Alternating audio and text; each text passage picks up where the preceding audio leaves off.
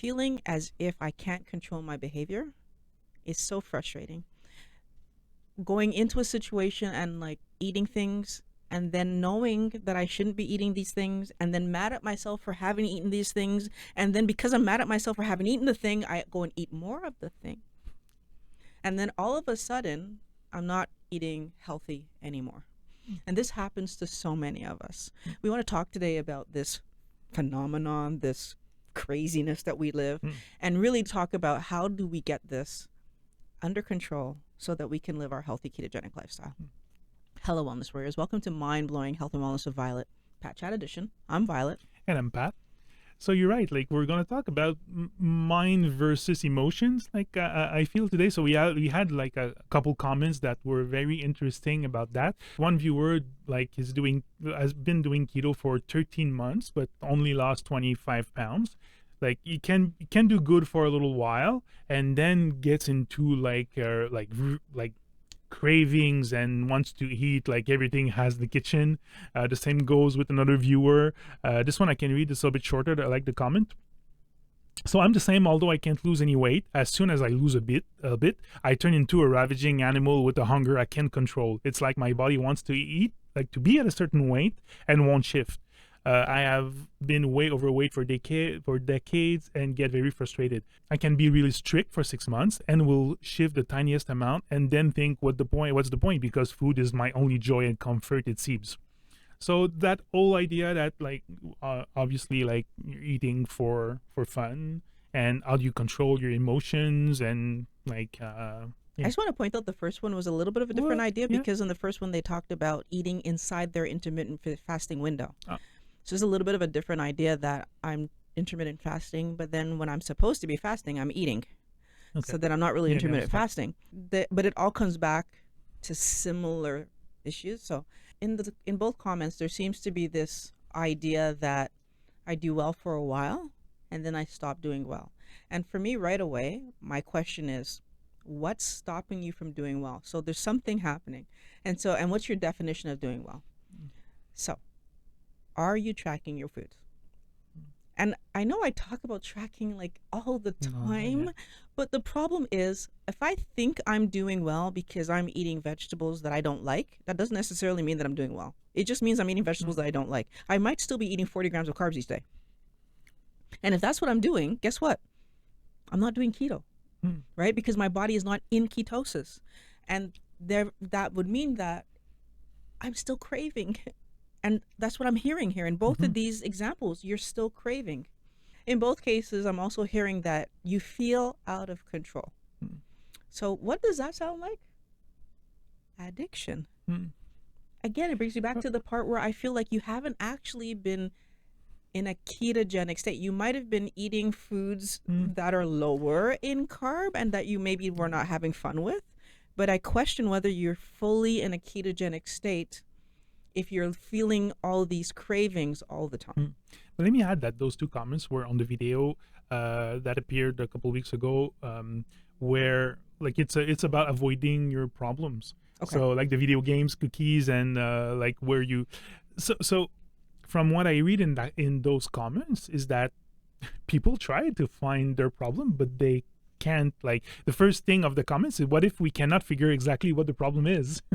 and what would you like suggest? So just for clarity, when I ask you to figure out what the problem is, I'm actually asking you to look at your life, not your food life. A lot of the time we overeat because we're trying to self-soothe, and we're self-soothing because we're not happy. And it's not that we're not happy with our food. It's not even that we're not happy with our weight, although that could be part of it. It's that we're not happy with our life, whether it's work, relationship, friends, family, hobbies, isolation, whatever the situation is that you're living that's causing you to be unhappy, and then food becomes your comfort. So when I'm asking you to find the problem, because in your response, you say, but what if I can't figure out what the problem is? I have been trying to lose weight for a long time, and you're talking about weight. That's not the problem that I was talking about. The truth is that if you had 75 pounds to lose, like me, that means that you've been overweight for a long period of time, right? Because the 70 pounds did not sneak up on me in a minute. It took years for me to gained that 70 pounds. And there were years worth of issues that didn't get addressed that were unrelated to the food, right? The food was one confusion that I was living because I didn't understand it. But were there things that caused me to emotionally eat? Of course. And as long as that emotional eating was allowed to be there, problems. Yeah. Right? Now, I mean, psychologist, did I figure out years ago to get rid of the emotional pieces of the puzzle? Sure. But did it help me to get rid of the weight? No, because I was still eating the wrong foods. So if you want to figure out the mind part of this, the psychological part of this, it's stopping and looking at your day and seeing what were the things that made me angry today? What were the things that made me sad today? What were the things that made me scared today? Did I feel rejected today? Lonely today? Did I feel all the negatives? You need to really stop and look at your life and see, was this a happy day? Or was it a not so happy day? And guess what you're going to figure out? If it was a happy day, now verify. How much extra eating did I do? Don't get me wrong. We also eat to celebrate. We need to take that away too, right? Because that celebrating with food is just another kind of emotional eating, right? But I feel like that is not usually the one that pushes people over the edge as much because it doesn't happen as often.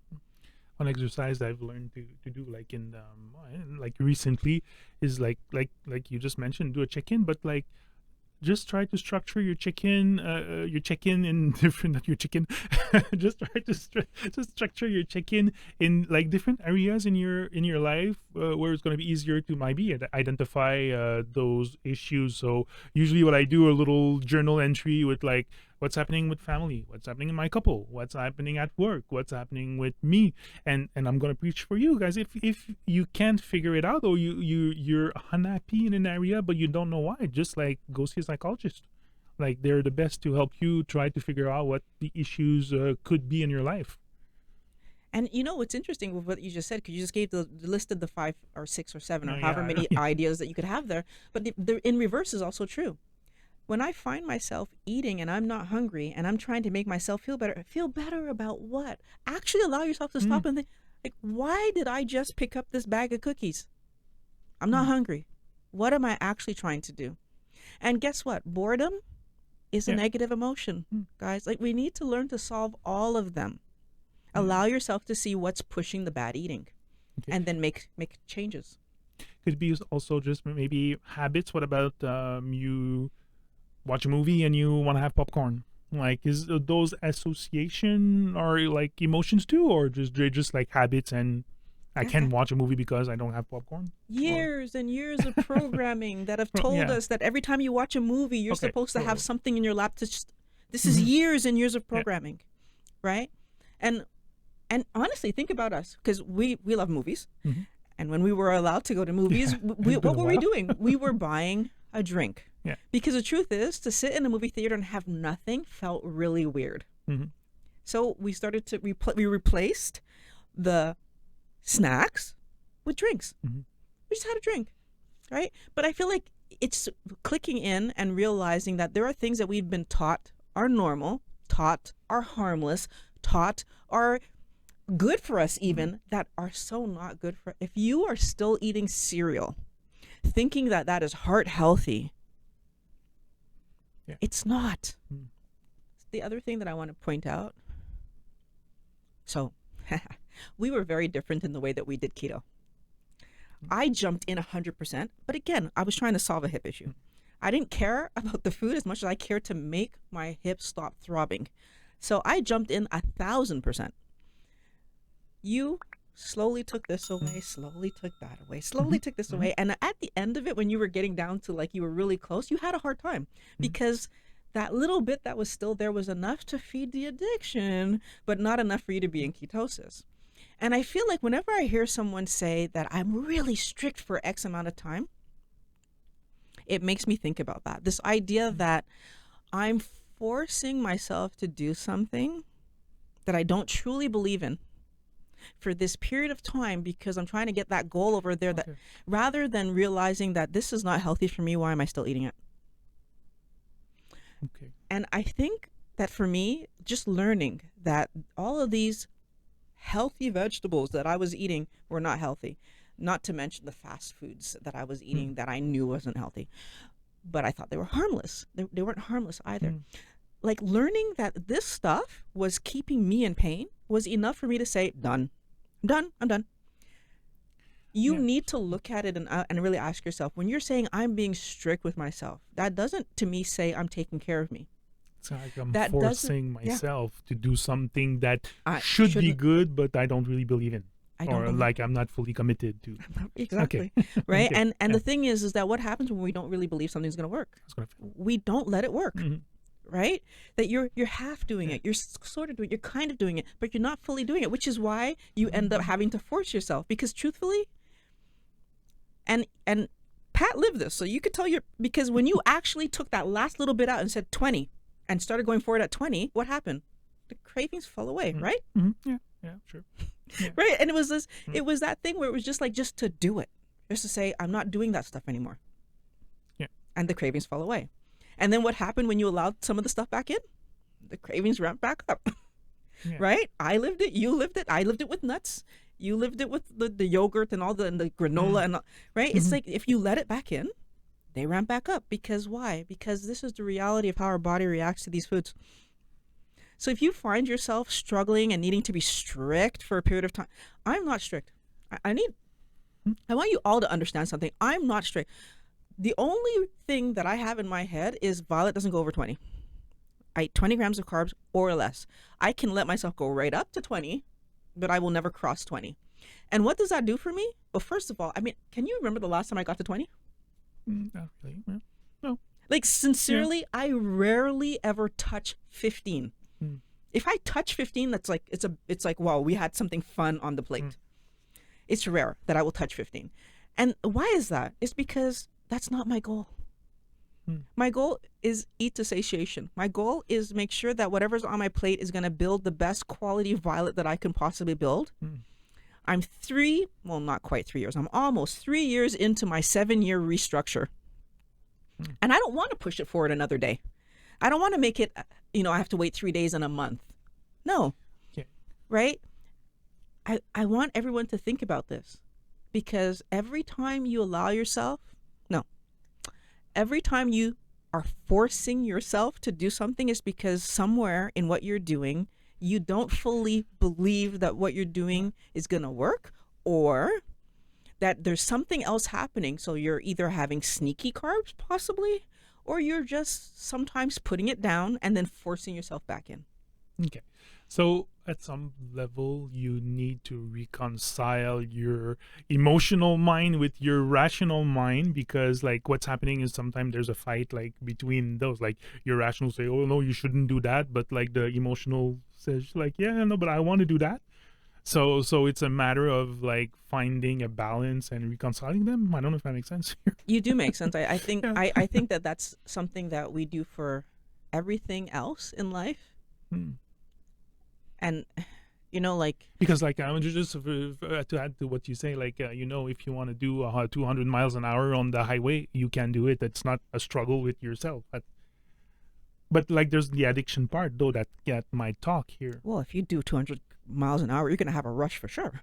Yeah. That's No, gonna but be I mean with exciting. food, like you're not. But I know I never want to go to like at 200 miles an hour like on the highway, because I know there's laws, and I know that if I get caught, I'm gonna have to pay a steep Trust me, price. the reason that I But- drive the speed limit has nothing to do with the police. But I would love to drive faster, and I on occasion, because it just like you either first of all, I like speed. That's why I'm a downhill skier. And we downhill ski very differently. You notice Yeah. I'm pushing it. I'm always going as fast as I can, within reason. I do try to make sure I'm safe, but like I'm often waiting for you to catch up, because I like that. I like going fast. So on the highway, if we had the right to do what I do, of course I would do it. That's not even a question mark, because I know the rush I'm going to get out of that is going to be great. Now, is it safe? No. Right? The reason that I drive the speed limit, but the reason that I drive the speed limit is because it's safer. Because the truth is, unless I'm on a track, I cannot predict what the people around me are going to do. Because and I've seen it happen myself, where someone's zooming, coming forward, and someone just changes lanes without checking. and there's almost something that happens in front of me, right? So, but that's a different thing, right? Okay. I think So- I do feel that the reason a lot of people don't speed is because they know it's safer, even though they might want to, Yeah. right? And I feel like the thing that I'm asking you guys to do is think about yourselves in the positive. What is it that I'm trying to accomplish with my health?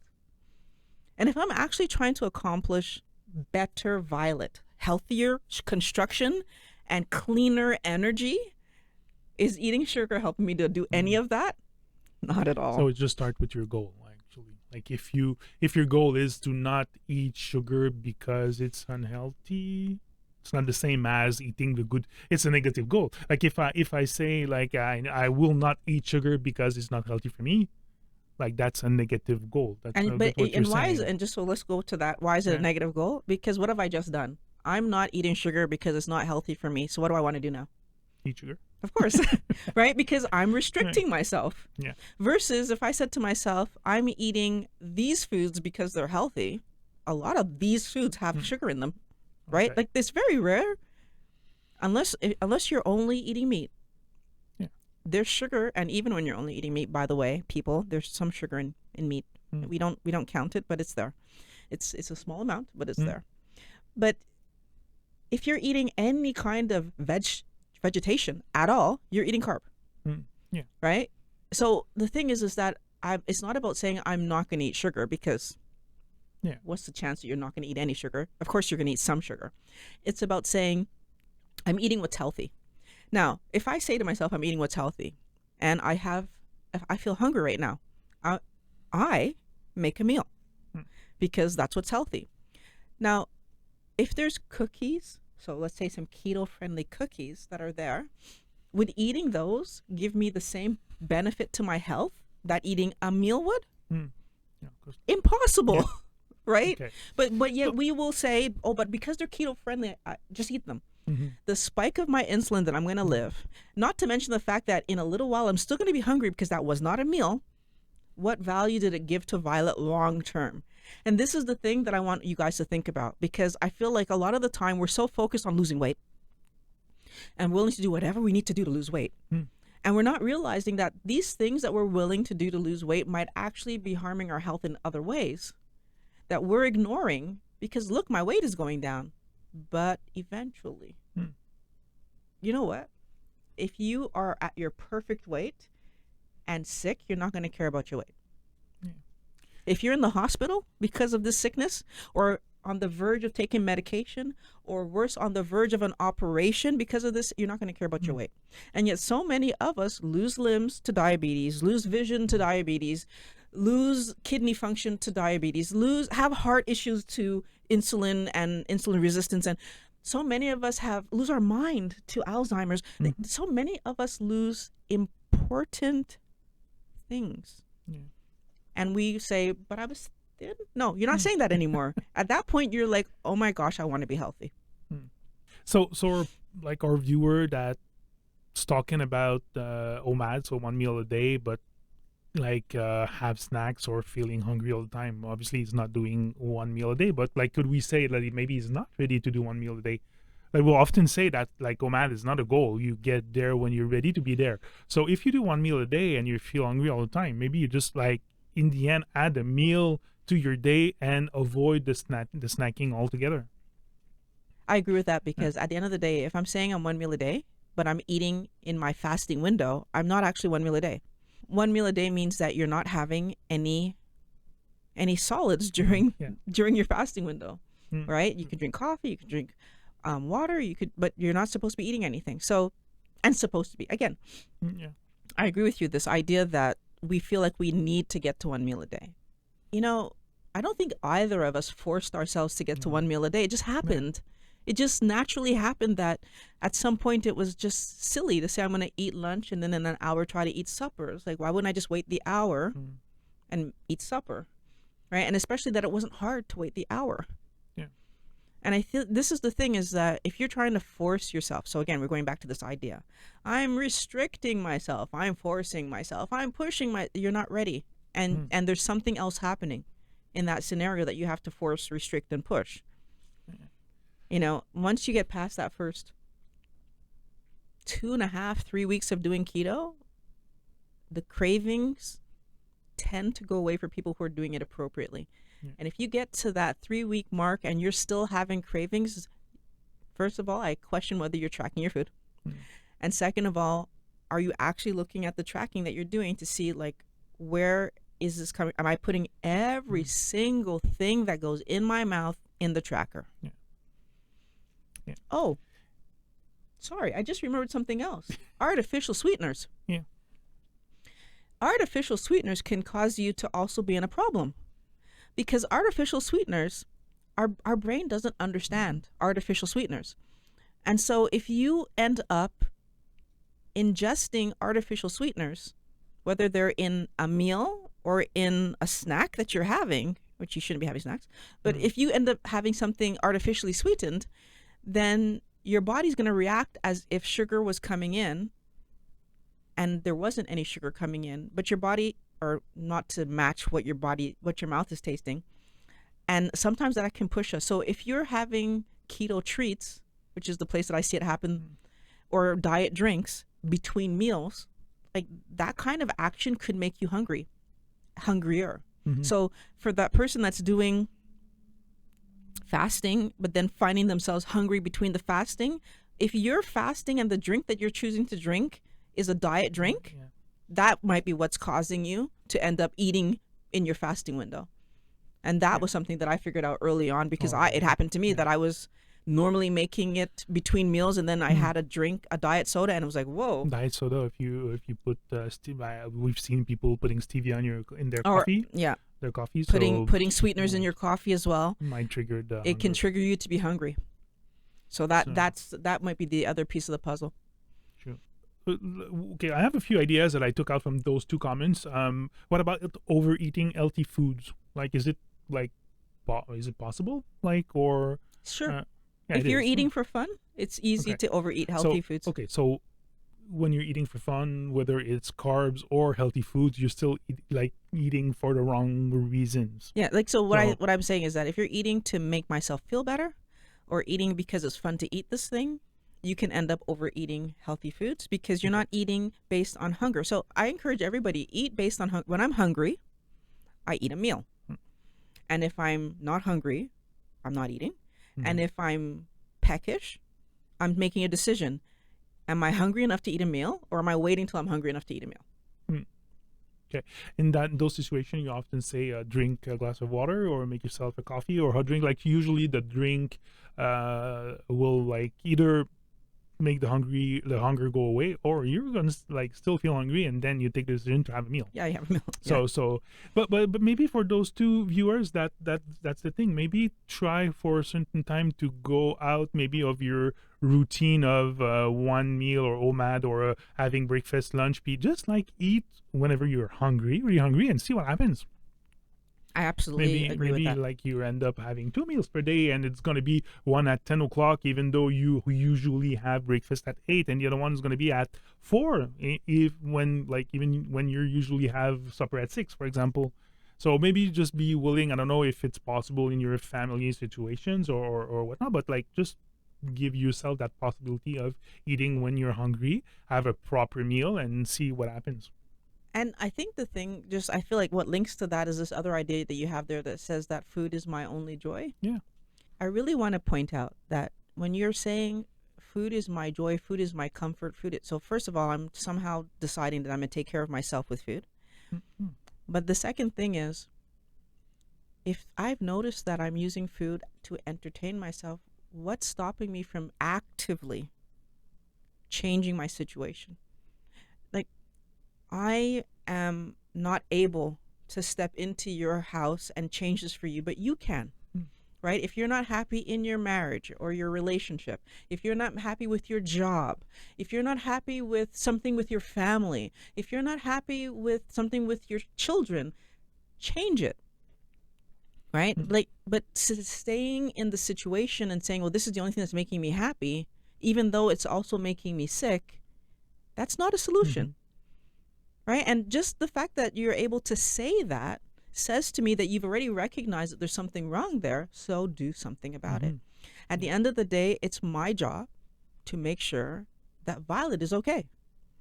And it's your job to make sure that you're okay. Okay, the idea of goal weight, like to get to a certain weight, like I want to weight like 150 pounds, like, or you want to weight like I don't want you to weigh 150 pounds. No, me neither. So, but like, is a goal weight that important, whether you do keto or not? So I'm not a big fan of a specific goal weight as much as I'm a fan of being within the goal range that's healthy for your height. But whether you're at the top end of it or the bottom end of it, to me, I don't see that as a big deal as long as you're not under it or above it. So, and the reason that I say be within the range, but like not necessarily looking for a specific number, the truth is your body knows what weight it wants you to be at. And if you actually eat to satiation, it kind of plays itself out. And I know everyone's going, hypocrite. Yeah, I know. I keep myself a little bit above the number that my body would be pushing me towards. And yeah, I'm not even going to try to defend it. It's probably wrong to do. But I think the thing I'm trying to say, though, is that I'm not pushing myself to be lower than what my body is trying to keep me at. And part of the reason that I caution against that is that it's surprisingly easy to put on weight when you've lost weight, because the fat cells are already there, right? It's just a matter of how big are they. So if I push my body beyond lower than what it wants to be at, eventually, because it's going to fight me on that, and I'm not going to be able to do what I need to do to maintain that long term, because my body's going to fight me on that, right? Whereas if I'm, and we've had the conversation of what'll happen if I just let myself go, see where I end up. And the truth is, maybe I'm going to end up in a place that I'm going to become comfortable with. So I might become comfortable with what I look like at a lower weight. Maybe, but I'm not ready for that yet. Right? But I feel like for those people that are trying to push, but I'm not pushing my body either. That's the interesting thing, is eating a teeny touch more keeps me at a stable place, versus not eating, which then would make me hungry, which then would make me my mind turning, and all of a sudden I'm in a bad place with food again. And when you're in that bad place with food again, like that's when things go wrong, right? So much better indication, and we've said in the past, waist to height ratio should be like 50%. So that's much better than just like attaining or getting to a goal weight. But at the same time, I'm just like thinking about that comment. It's like my body wants to be at a certain weight. Like you should not use that as an excuse to eat emotionally either. It's like oh, I'm eating that much because my body wants to be there. Like I don't know if it makes sense. So yeah, I understand what you're saying, and I feel like though that's where I say I would encourage people to be within the range. So if I'm within the range of what is considered healthy and normal, and like you said, I have that 50% waist, then if I'm 5 or 10 pounds more, then that's not a big deal. But if you're like 70 or 80 pounds overweight and you're saying, well, this is where my body wants to be, that's a question mark for me as to whether you've actually been allowing yourself to eat to satiation, eat what's healthy, keep the carb count in the right place, like doing all the measuring and weighing my food and keeping track of everything and tracking every single thing I eat. Like, are you doing all the things at that point? Yeah. There's some videos on the screen right there that are going to help you to improve your health. If you want to help us remain independent, there are some links in the description below. If you did like the video, please like and subscribe. That would be very appreciated. Wellness Warriors, always happy that you guys come back. I want to thank you for watching Mind Blowing Health and Wellness with Violet, Cat Chat Edition. Talk to you next week. Talk to you next week.